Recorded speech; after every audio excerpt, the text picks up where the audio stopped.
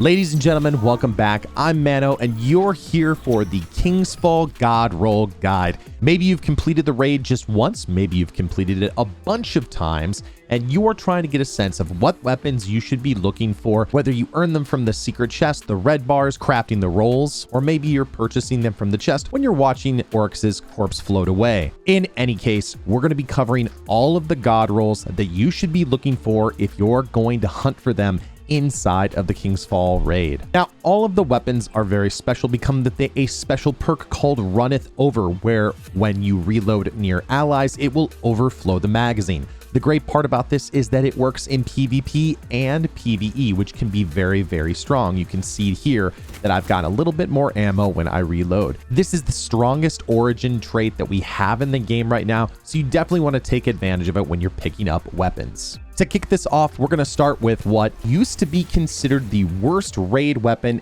ever, the Zaouli's Bane hand cannon. Man, oh man, what a turnaround. This thing went from collecting dust in my D1 vault to being the #1 weapon that most people want in Destiny 2. This weapon is crazy because it could be a top tier contender in the meta for both PvE and PvP. For PvE, the god roll you're looking for is definitely going to be explosive payload and incandescent. Have you ever wondered what it might be like to have a legendary version of the Sunshot? Well, wonder no more. This weapon absolutely slaps with this perk combo. Basically, it has Firefly without you needing to get a headshot, meaning that even if you're not great at clicking on heads, you'll still be getting the explosions that you'll want to post videos about on Twitter. If you want another Firefly hand cannon instead of the Fatebringer, you could also snag that if you so choose. As for PvP, you could actually use this PvE roll I just talked about, but if you want to go full on PvP, then snag the explosive payload and Eye of the Storm combination with range perks like accurized rounds and hammerforged rifling, etc, etc. Just being able to snap back some heads with explosive payload is really solid, and then being able to boost stability and handling, the accuracy cone size as your health gets lower, it's going to be a no-brainer for PvP content. I'm telling you folks, this is a hand cannon you gotta chase. While it probably won't see any love in the current endgame PvE Grandmaster meta, basically because there's no artifact slots for it this season, it could easily be a mainstay any other time hand cannons get an artifact mod. Moving right along, we're going to be going to my personal favorite from D1, the pulse rifle Smite of Merain. Holy crap, this thing brings back memories. This was my go-to weapon when going to blow up a ton of ads. It can still roll Firefly on it, and it is the only pulse technically that does that, and that's what I would recommend for a PvE roll. I'm going to also recommend that you make this kind of an ad clearing weapon like it was in Destiny 1. The third column has a ton of great choices. If you have a distance melee like Warlock, Celestial Fire, Hammer of Titan, and Stasis Hunter, then Pugilist is actually going to be a great choice as it can boost your melee regeneration and become really strong. For PvP, this weapon is not necessarily as strong as some others just because there are some other pulses that can currently outplay it. It's not bad by any means, but there's just no perk combo that's exclusive on the weapon that makes it S tier above any other pulse. But if you'd like to add this to your PvP kit, get Arrowhead Break for perfect up and down recoil direction or slap a counterbalance mod on it. Accurized rounds are also great for range and bullet magnetism. There are also some solid combos in the other columns. Moving Target and Well-Rounded are both good utilitarian choices. And after that, in the fourth column, choose something like Swashbuckler and Adrenaline Junkie for the damage boosts that they provide, or like Zaouli's Bane, Eye of the Storm, again to help land those shots in the heat of battle. Doom of Chelchis is the scout rifle, and it has seen some changes, but heck yes, are they good. First up, this is the first weapon of its kind in Destiny 2 that can actually roll Firefly and Dragonfly together. This makes 2 explosions and it's kind of broken. Even if you don't go with that meme combo, this weapon offers so much utility for PvE. If you decide to go with the Firefly combo, go for Stats for All, as the Firefly explosion will proc this trait and it will help you to clear ads amazingly well. If you want to go with Explosive Payload, it's always a great choice, but this scout also has Frenzy and Repulsor Brace, which are two options that are very unique for any kind of a PvE build. Another option would be the Adaptive Munitions perk, especially if you want to bring this thing into Grandmasters at some point or any kind of content that deals with champions. PvP players look for Explosive Payload and Eye of the Storm. Just an absolutely stellar combo on the scout with its range and the buffs to scouts. This could easily be a top tier option on longer range maps, even outdueling some pulses. We've got two special weapons from the King's Fall raid that we need to talk about. With the recent updates to fusion rifles, Midha's Reckoning is actually a solid choice in niche situations. As a high impact frame, it joins the Glacioclasm as a top tier option in this archetype if you know how to use them and keep your distance in PvP. For PvE, it comes with Reservoir Burst. Now, this is special because of the added intrinsic perk that we talked about earlier, Runneth Over. When you reload near allies, it overflows the magazine. That means that if you reload in the raid near 5 allies, you can get 6 Reservoir Burst shots in this fusion. My buddy Pidgey actually captured this and put it on his Twitter timeline, and I want to share that with you. Make sure that you go follow him as well. But it is really sick being able to see that you can get 6 Reservoir Burst shots in the fusion.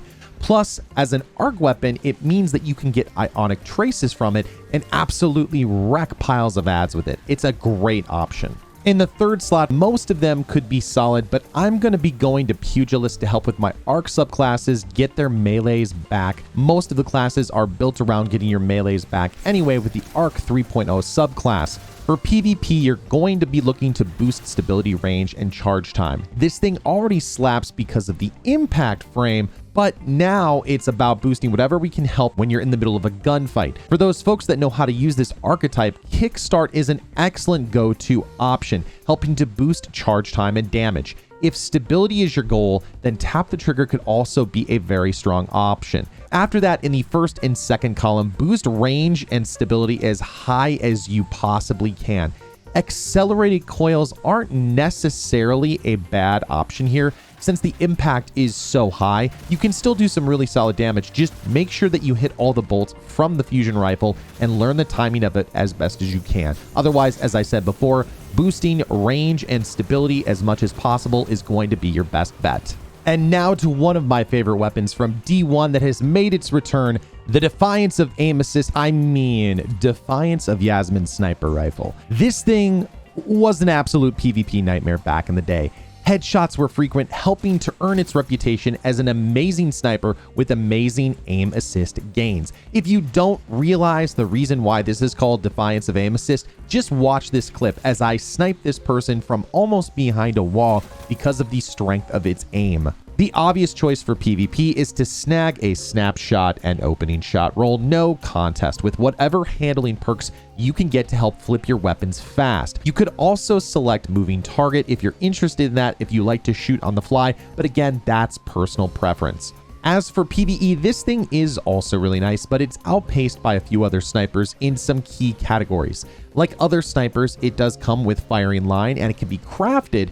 It also has Vorpal weapon and focused fire. However, the lack of a triple tap or auto loading option in the third column makes this less of a contender in PvE. Tack onto that the fact that snipers aren't really as strong in PvE right now makes this just an above average choice. There are some niche perks on here like Shoot to Loot, Firefly, and Osmosis, but each of those are not god tier perks. To me, this thing is clearly designed to be a PvP monster with these two perks if you can get this right roll. You'll still be satisfied with it in PvE, but there are going to be better options.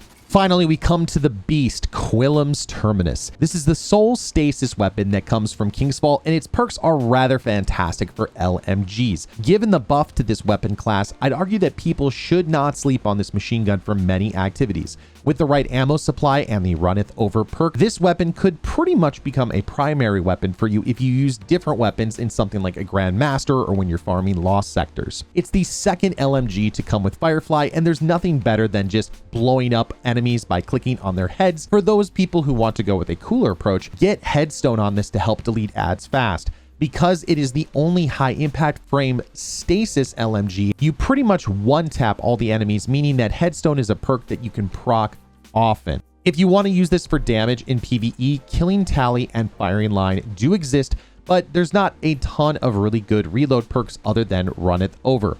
For solo damage, do Killing Tally. If you're going to do any kind of a group activity, go ahead and do Firing Line.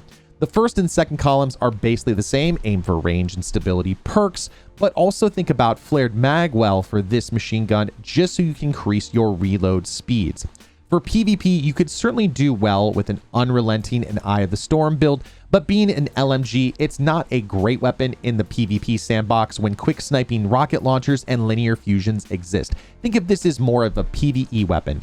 I'm personally going to be going for the Headstone Firefly combo I talked about earlier, plus potentially stats for all for solo PvE content. Now let's go ahead and rank them because this is the internet and everyone likes tier lists. Let's rank them based on their utility in both PvE and PvP. Starting with PvE, we're going to put the Smite of Merain in the A column. Much like in Destiny 1, it's a great workhorse weapon and it will definitely do the job and leave you satisfied. Doom of Chelchis is now the new Void Scout to get, and there is not many things you can get that are better than this for PvE content. Its great range of perks and explosive payload make this thing an absolute no-brainer to put in the S column. Same thing with Zaouli's Bane. There's just no hand cannon like it, and clearly it's one of the best hand cannons for PvE content. When the artifact mods come back around and there's a hand cannon mod for Grandmasters and Champions, this will be a definite top tier option. Midha's Reckoning gets into the B slot, not because it's not a great weapon, but just because fusion rifle utility is not very strong in PvE content, just because of the changes that they've made and the fact that there's no artifact mod that takes advantage of it. Defiance of Yasmin is going into the A slot just because in PvE content, there's no one perk that drives it up to the S slot. Finally, Quillum's Terminus is going to go into the A slot as well. I think a lot of people sleep on this machine gun, and it could be a top tier contender, especially with all of the LMG mods, the fact that it has Headstone and everything else like that. It is definitely a very, very solid option and another workhorse weapon. Moving on over to PvP, we're going to start with Smite, and again, it's going to end up in the A column. It's the definition of a workhorse weapon. It's going to be amazing, but again, it will not get up into the top echelon of pulses. Doom of Chelchis has some amazing PvE perks, but nothing that really drives it into the S tier for PvP specifically. In close range combat, it's just not as strong as it could be. It is a scout rifle, so it does the best things there. It's an A column weapon. I'm going to put Zaouli's Bane in the A column for one reason. Its reload speed is not great.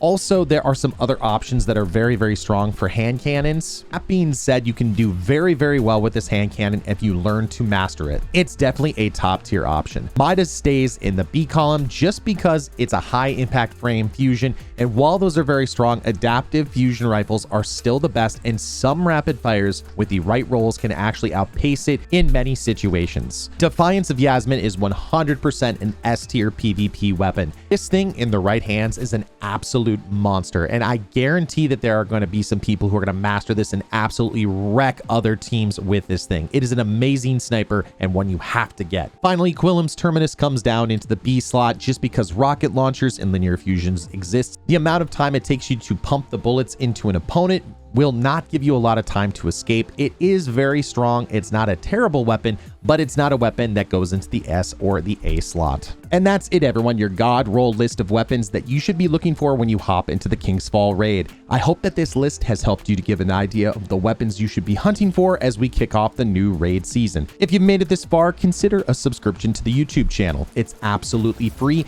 and you can change your mind later if you'd like. But if you hit the bell, you'll be caught up on every time a video goes live and stay in the know with everything that's going on in Destiny 2. Also, to help out the YouTube algorithm, gently tap that like button and leave a comment down below. It helps YouTube to know that this is a video that should be shared with other members of the community and helps to grow the channel. If you don't have a team to go into King's Fall and snag some of those God roll weapons, stop on over at my stream at twitch.tv/ManoDestra. We've helped thousands of players complete exotic missions, Grandmaster Nightfalls, raids, dungeons, and more. We also have a Discord community that we're trying to grow, and the link for that is down below. Thanks so much, everybody, for watching. Good hunting, Guardians. I'll see you next time in the universe of Destiny.